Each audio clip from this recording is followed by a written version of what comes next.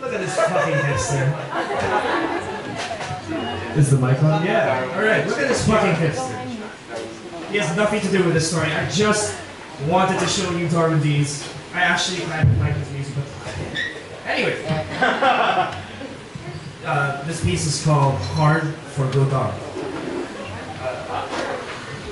I'll be assisted by JR and Aya. So everyone give them a round of applause.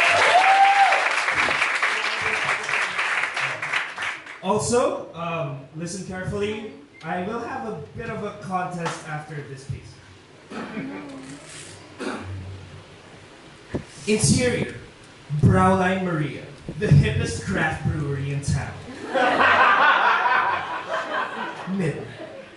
Everyone's dressed in varying shades of red, blue, and yellow.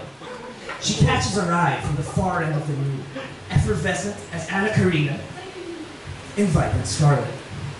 Tight shot on her face. The din of the crowd vanishes completely as she smiles, staring right at us. Her whispered, "Hello," is the only thing we hear. Jump cut to... Okay, dude, stop it. Alvie snapped back to reality as his best friend Jegga's interruption. I let you have the shot in her face, but seriously, jump cuts? That's all too much, bro. Alvie cracked a peevish smile and hid behind his beard. He couldn't help himself. To him, every moment was a frame on film. He saw his life as a French New Wave movie. Just tell me the nitty-gritty. How are you gonna bang Jessica? Jessica. Hipster Jessica. The final item on the list. Back in freshman year, Alvie told Jegga that he would have sex with every internet stereotype in school before graduation. That was 4 years and 17 conquests ago. Part of him regretted the post now. He took a swig of beer, sighed, and answered, I don't even know if I should, honestly. Jegga threw his hands up in the air. Come on, man, you're so close. You got 17. 17! There was that theater chick. She was sensitive. The gamer girl. Surprisingly rough hands. The lead dork. Powerful vibrato.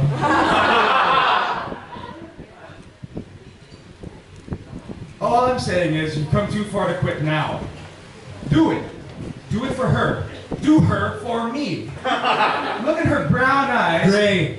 Look at her gray eyes when you come and think of me. Alvie flung the remainder of his beer at Jegga. Dude. Gross. Jegga wrung the alcohol out of his shirt, laughing. Alvie rose from his seat and walked towards the kitchen. I would grab another beer and then maybe I'll consider it. Jegga pumped his fist in victory. With Alvie, a double maybe always meant a yes. Nice for meeting everyone. Prototype for Hipster Girls, yeah. Just 2 days later, Alvie found himself navigating his way through wannabe Rastafarians at the Collective.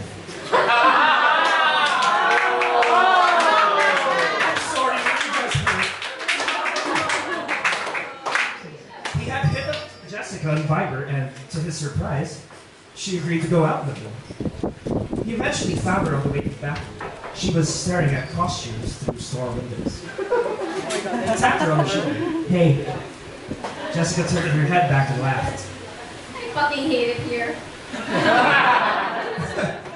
So, why'd you tell me to meet you here? She dusted cigarette ashes off of her poncho. It was black, with a neon pink and blue cat head printed on it. Underneath the poncho, a gray tank top and denim shorts. Alvie suddenly felt overdressed. His plan was to win her trust by being the most hipstery hipster possible, and then maybe have the most hipstery sex ever. With his aviator frame glasses, droopy maroon beanie, and red plaid shirt, he got the feeling that he might have overplayed his outfit. His ridiculously tight, skinny jeans were already cutting off the circulation to his testicles. and they were kind of giving him a case of scrotal numbness. For now, however, all he needed was a glimpse of Jessica's top thighs to be reassured that his crotch was in perfect working order. So, where do you want to take me? Jessica asked. Alvie snapped his head up, trying his best to seem indifferent. You said you live nearby? We could go to your place, I guess. Sure. She answered. Jump cut to interior, Alvie's head.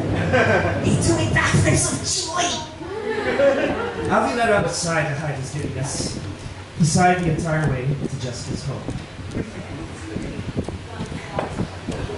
Interior, Jessica's place. Cool? Jessica's apartment was exactly how Alvie envisioned it. A painting of René Gestas tattooing himself on the back of René Gestas. A desktop herb garden set next to her iBook. A shelf crammed full of vinyl toys and vinyl records. Jessica dug up a pack of Gitan cigarettes from behind her patchwork couch. She slipped one between her lips and, never dropping the cigarette, offered Alvie a smoke. In turn, he felt his pants tighten. Alvie threw himself to the couch, crossing his legs to hide his erection. She sat down in front of him, on the floor, and looked him in the eye. Can we pretend to be in love? She asked. The smoke from her cigarette rose to rest the glimmer in her eyes. Pretend? Alvie stopped his thoughts from going further. He needed to keep his head in the game. Why? He finally managed to ask. So we can skip the foreplay and just jump each other already. Scarlet-clad Anna Carita was replaced by a naughty Indy Morena mix. Alvie uncrossed his legs. I love you. It was a strange, discomforting relief to say it. I love you too. Jessica responded. Great, let's fuck. She put him to the edge of the couch facing the bookshelf, turned around, and went on all fours. Can you do the Siberian snowblind? You've probably never heard of it. What? I've been doing it before it even had a name. Great. Come into my mason jar.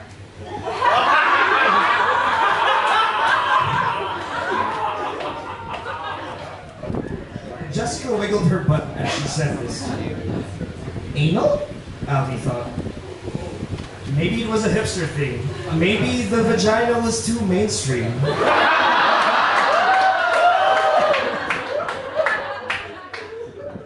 He started pulling down her shorts when she suddenly turned around. In her hand was an actual mason jar. Go ahead.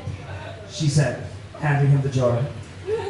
Trying his damn best not to look bothered, Alvie started stroking himself into the jar. After a few minutes of awkward thrusting, Alvie was able to shoot about a teaspoon of man juice into the container. As he finished, Jessica brought out a second jar, this one containing artisanal bacon-infused vodka.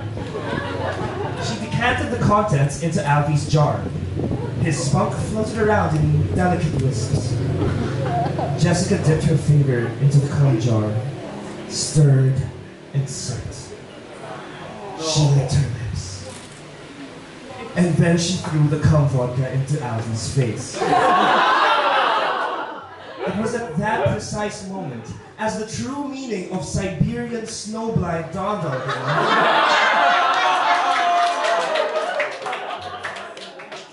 that Alvie had never felt more thankful to be wearing glasses he didn't need.